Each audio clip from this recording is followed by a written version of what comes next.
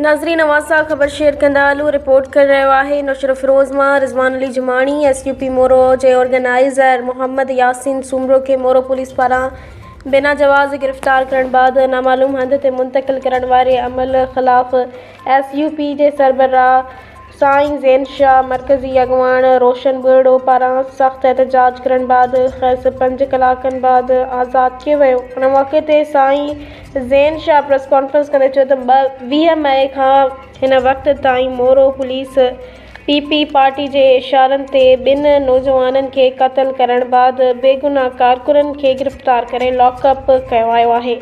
ऐं जॾहिं असां 31 तारीख़ ते पुरअमन एहतजाज कॉल ॾिनी आहे त हुकूमत बौखलाहट जो शिकार थी वई आहे। असांजे पुरअमन कारकुननि खे खंबे गुम करण जी कोशिश करे रही आहे। ऐं सिंध जी पार्टी अॻवाननि खे दरख़्वास्त दावत ॾियां थो त 31 तारीख़ ते मोरो मार्च में शिरकत करे मौजूदा हुकूमत जा नापाक इरादा हथरादू फैलियल ख़ौफ़ नाकाम बणाइनि ऐं पंहिंजी सिंध दरिया ऐं सिंध जी ज़मीनुनि जी मालिकी ऐं वारसी कनि।